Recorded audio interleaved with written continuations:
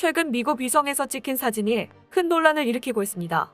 세계 환경오염 주범인 중국이 명확한 증거가 없다는 이유로 국제법망을 이리저리 피해 다녔지만 미국에서 찍은 위성 사진으로 인해 중국의 범죄 행위가 드러난 것입니다.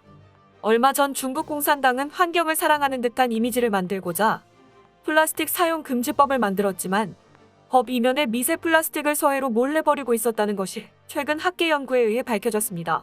이런 증거가 명백함에도 중국은 오히려 적반하장으로 한국을 비난하고 있는데, 이에 일본도 오염수 방류 관련하여 한국과의 외교 싸움에서 불리해지자 중국과 한 배를 타기 시작하며 한국을 비난하기 이르렀습니다.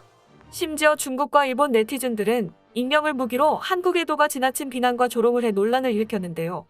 그런데 최근 미국에서 공개된 한 영상 때문에 중국과 일본이 난리가 났습니다. 중국 관영 매체는 한국의 매서운 반격의 특집 기사를 게재하며 앞으로 벌어질 일에 깊은 우려를 보냈는데, 한번 자세하게 알아보겠습니다.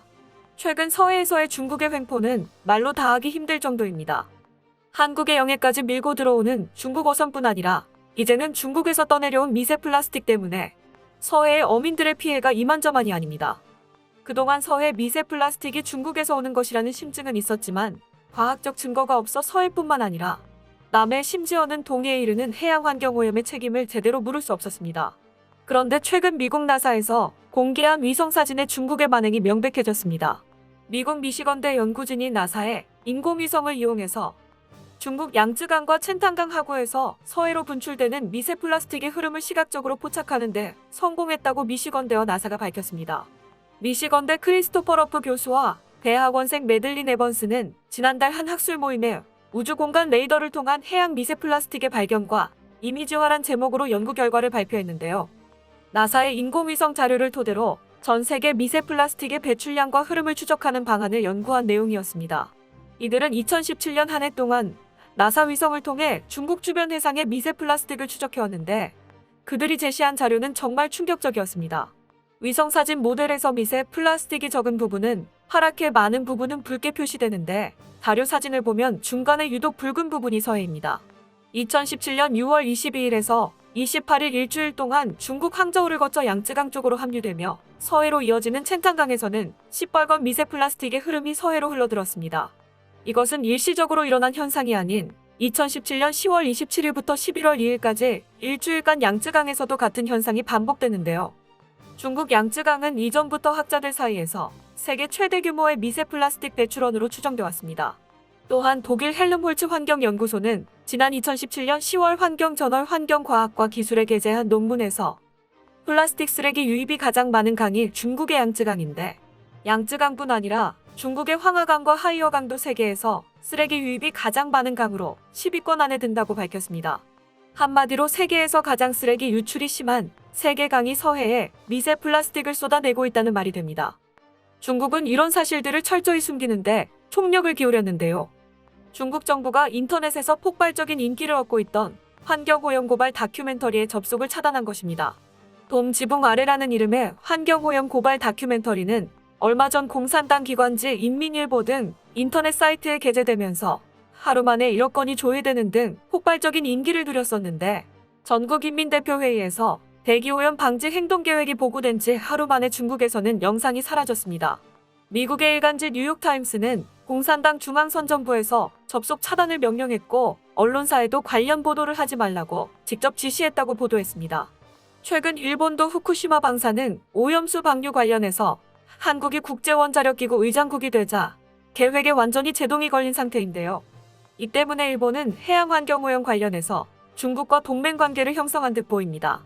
중국과 일본은 해양환경오염에 대해 한국 정부의 항의를 무시하며 끝까지 무대응을 일관하고 있으며, 한편으로는 둘이서 한국의 문화를 빼앗거나 폄하하는 데 동조하고 있습니다. 전문가들은 이 두 국가의 사회가 구조적으로 도덕적 해이가 만연하며, 이 때문에 중국과 같은 경우 상표 도용 및 문화 강탈에 대한 일말의 죄책감을 전혀 가지고 있지 않다고 말하고 있습니다. 한마디로 중국 사회는 현재 승자독식 체제이며, 무슨 식으로든 이기면 그만이고 정정당당하게 싸워진 사람은 오히려 바보 취급을 받고 있다고 말하는데요. 이것이 국제관계에서도 드러납니다. 최근 중국은 전 세계적으로 이름을 날리고 있는 한류 문화를 훔치고자 가진 노력을 기울이고 있습니다. 고구려와 발의 역사를 훔치려는 동북공정과 한국의 전통 음식을 자국의 음식이라고 주장하고 있는 김치공정, 그리고 최근에는 한국의 전통 의상인 한복조차 자신들의 의복이라며 떼를 쓰는 한복공정까지 말도 안 되는 억지를 쓰고 있습니다. 그런데 최근 한 애국 기업에 의해 중국과 일본이 굉장히 곤란해졌습니다. 외신들은 일제히 한국의 기업과 그들의 소송을 맡은 미국 로펌에 대한 이야기로 뜨거운데요. 매체들은 중국, 일본 네티즌 법에 심판받도록 하겠다라는 기사와 함께 한 미국 로펌이 한국 기업을 도와 국제소송을 진행하는 것을 집중 조명하고 있습니다. 해당 기사에 보도된 화제의 한국 기업은 라카이코리아로 이미 한국에서는 올해 초 3.1절 102주년을 기념하여 뉴욕 타임스퀘어 한복판에 중국과 일본이 왜곡하는 역사에 대해 사실을 알리고자 프로젝트를 진행하였는데, 한국을 대표하여 세계의 중심지 뉴욕 타임스퀘어에 한복 사진을 걸며 한복은 한국의 것이라는 메시지를 보낸 애국 기업으로 익히 알려져 있습니다. 당시 송출된 광고로 한국을 적극적으로 응원해주고 알아봐주는 국가들도 있었던 반면 중국과 일본은 타임스퀘어에 걸린 광고가 달갑지 않았습니다.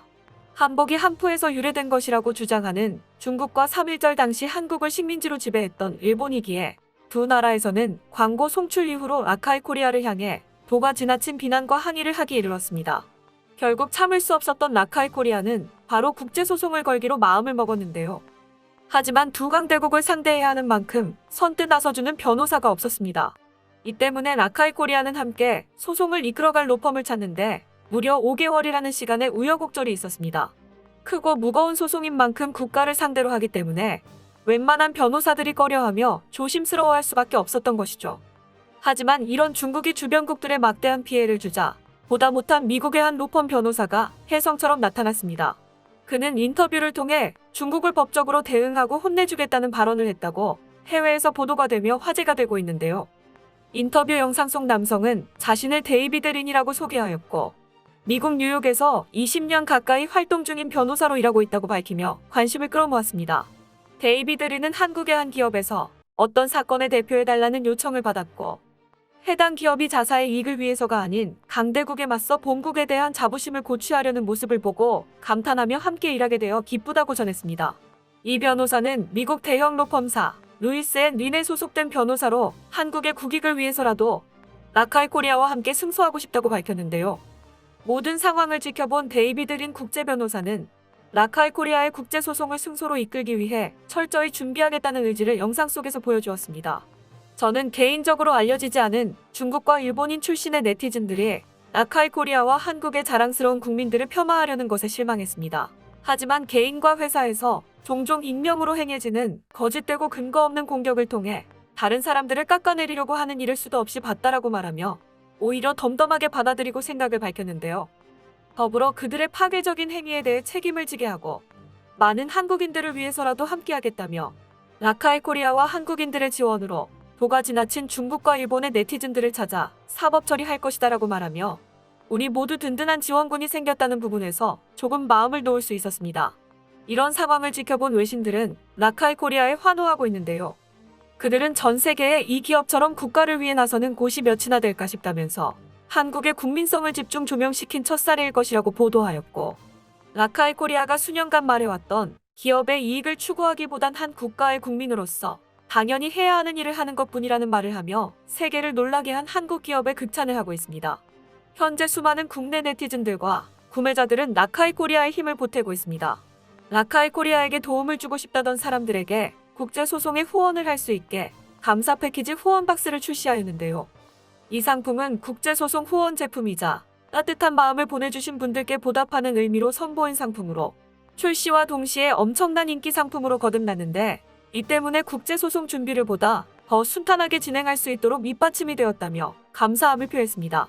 또한 역사를 수호하는 데에 힘을 보태주신 많은 분들에게 감사함을 보답하는 뜻으로 상세 페이지 하단에는 구매해주신 분들의 성함을 한 분씩 매일매일 삽입하여 업데이트하고 있는데요. 페이지를 아무리 내려도 끝이 보이지 않을 정도로 많아 다시 한번 감동과 함께 많은 분들의 애국심을 엿볼 수 있었던 계기가 되었습니다. 그 간절함과 진심이 통한 것인지 다행히 유명한 로펌사와 손을 잡을 수 있어서 정말 다행일 수밖에 없습니다. 라카이코리아는 해당 영상을 공개하면서 많은 분들의 도움에 손길로 인해 좋은 로펌을 구하고 좋은 변호사를 만나게 된 만큼 끝까지 최선을 다해 싸울 수 있도록 포기하지 않고 열심히 준비하겠다며 많은 분들에게 감사함을 표했습니다.